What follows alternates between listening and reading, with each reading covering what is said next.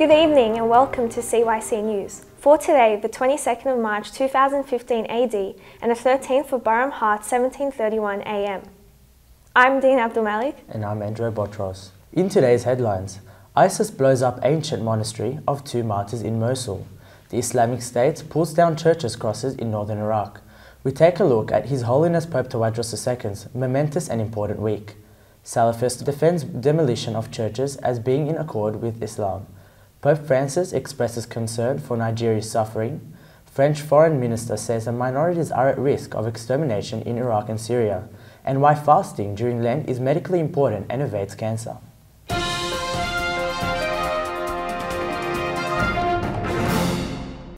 To our top story tonight, where members of the Islamic State, Daesh, blew up the tomb of the 2 martyrs, Binam and his sister Sarah. The monastery is about 32 kilometers southeast of Mosul, Nineveh, province in northern Iraq, which has been claimed as the capital of the Islamic Caliphate in Iraq. A source from Al-Khadir and Basatil villages adjacent to the monastery, who preferred not to be named, told MCN, ISIS elements warned villagers this morning to be present near the monastery. They stole the contents of the monastery and moved them to Mosul in large trucks. They bombed the tomb by explosives, reduced to rubble. The Islamic State released pictures boasting about having bombed the monastery. The monastery is located in the center of a vast plain near Al-Khadar and Basatil villages. It is about 15 kilometers away from the Christian city Karakash. The monastery consists of 2 separate buildings, namely the tomb of Binam, his sister Sarah, and his 40 followers. There is writing on the tomb in the Uighur language. There is also an ancient church and a building, which contains 25 rooms where visitors stay.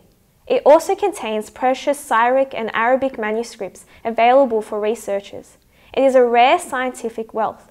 The monastery is surrounded by a large garden of the trees of pistachio and olives, which are a rich resource for the area. Still in Mosul, where the Islamic State is destroying Christian symbols in Mosul to replace history, according to the Chaldean patriarch Louis Sarko of Babylon, His Holiness said that to eliminate the ideas of others whom the organization does not want to live, and that the organization is threatening humanity and must be eradicated.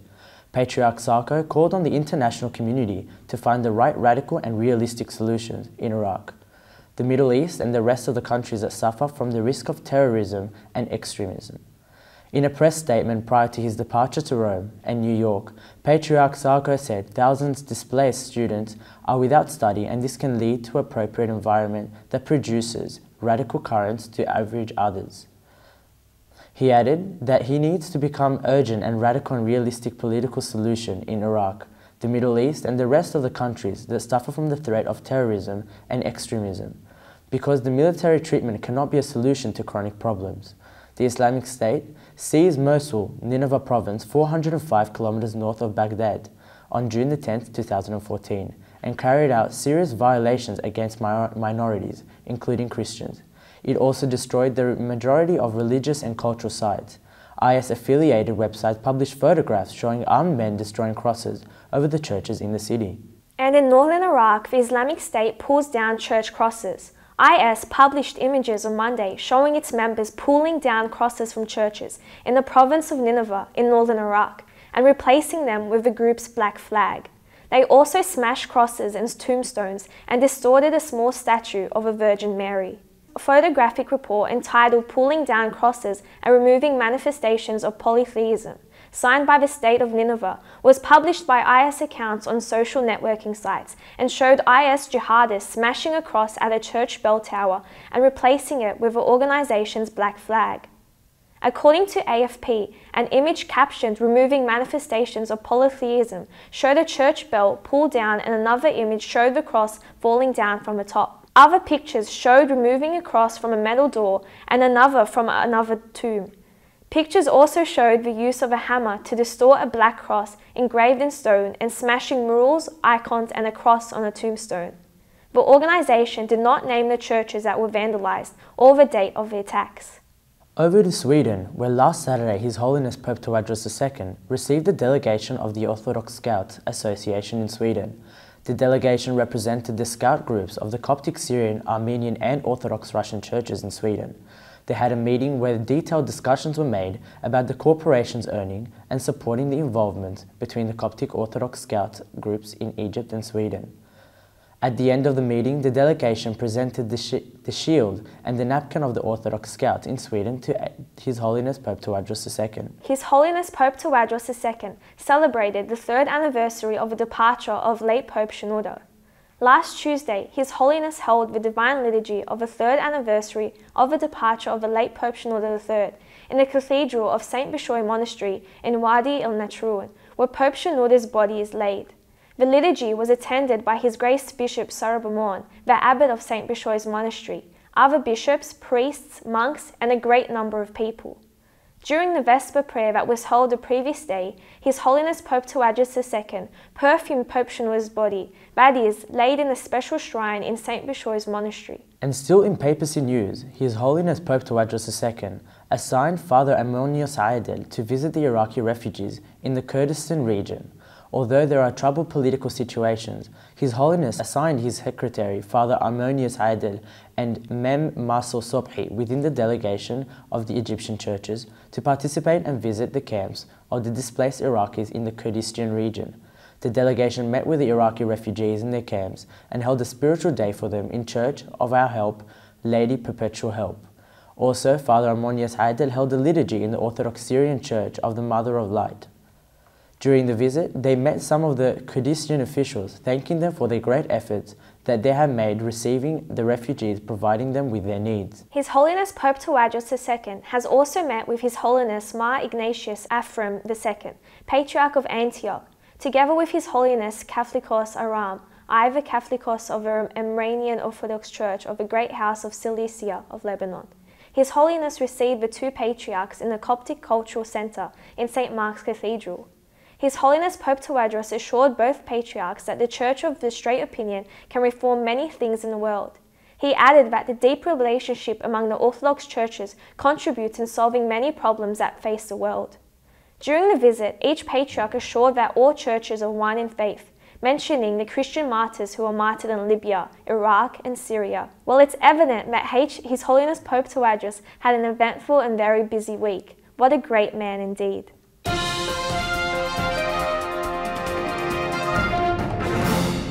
To other news. Salafist officials have defended the demolition of churches as being in accordance with Islam.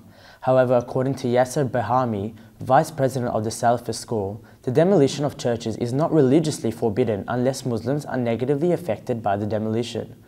We agreed to building the churches according to the Constitution's article on building houses to worship and not to take jizya from Christians because Muslims are now weak and in lower status than other people, Bahami said. Bahami's statement came in a video recorded on December 14, 2013 and published by Al-Badil newspaper on Wednesday. The video is entitled Building of Churches, in which Bahami discussed the thought of Ibn Taymiyyah, an earlier extremist Muslim scholar, on the demolition of churches based on the incidents under early Muslim Salafists and companions. When Muslims conquered Egypt, all farmers went in Christians and Muslims were soldiers, Bahami added. At the time, Islam was still nascent, so Muslims were allowed with Christians to keep their churches, and the Prophet allowed Jews to stay in the city of Kaaba when Muslims conquered it. When Muslims became stronger, Umar bin al-Khattab implemented the Prophet's order to get Jews and Christians out of the Arabian Peninsula. At the time, there was not a single Jew in Kaaba. He continued clarifying that in a village where the Christians had no Muslims and mosques, Muslims allowed keeping Christian churches, although their demolition is religiously forbidden. But as Muslims lived in these areas and built mosques, it is not permissible to keep churches beside mosques in the same location. Bahami said that the reason for building new churches in Egypt is the weakness for Fatimists, and when Saladin came, he did not demolish them because he was preoccupied with his multiple enemies at the time.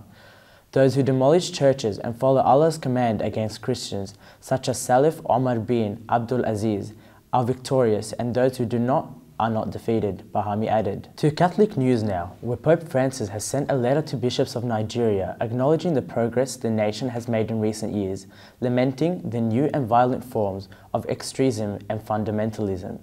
Vatican Radio reported on Tuesday, the Pope said that in his letter that such extremist effects had a country of 160 million on many levels that led to murder, kidnapping and forced displacement.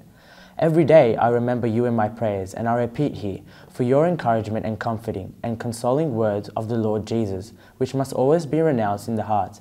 Peace I live with you, my peace I give to you, Pope Francis wrote. Peace is for us as a gift which comes from on high. It's Jesus Christ himself, the Prince of Peace. At the same time, however, peace is a daily endeavour, the Pope said. In a word, peace consists building up of a culture of encounter. To France, where minorities in Iraq and Syria are at risk of extermination by the Islamic State that seeks to uproot them from the Middle East, according to French Foreign Minister Laurent Fabius. In a speech before the French Parliament, Fabius called on the international community to confirm its determination to fight IS and focus efforts to help the oppressed minorities in Iraq and Syria by this extremist organization. He explained that his country is calling for a session of the UN Security Council to discuss concentrated humanitarian efforts in Iraq and Syria. He added he would preside over the meeting, together with the Secretary General of the United Nations, Ban Ki-moon, on March 27th. Fabius said his country would send a double message in this first session. First, strong determination against terrorism should be showed, and second, there should be solidarity with minorities that are part of history, identity and the future of all countries in the region. Since it occupied cities and regions in Iraq and Syria, the Islamic State has used all brutal and criminal means towards the population, including minorities, making many of them flee to safer areas within their own countries or seek refuge in other countries. The Council of Heads of the Catholic Churches in Syria held their regular meeting for spring 2015 on Tuesday at Our Lady Deliverance Syria Catholic Church in Zaydil village in the city of Homs. The meeting was headed by Melkite Catholic Patriarch Gregory Layhem of Antioch and all the East, Alexandria and Jerusalem, with the participation of Syria Catholic Patriarch of Antioch, Mar Ignatius Yusuf, and the spiritual leaders and bishops of the Eastern Catholic communities in Syria. The attending leaders said, "We urge everyone to say and be patient and adhere to hope, faith, and the land." They called on acting global forces in Syria, in various forms, methods and techniques, to allow them to choose willingly to stay with their children. "We are an indigenous population in the country," they said. "We bear with all Syrian people that officially recognize government in international institutions a great responsibility to stay in this land that witnessed the birth and spread of Christianity."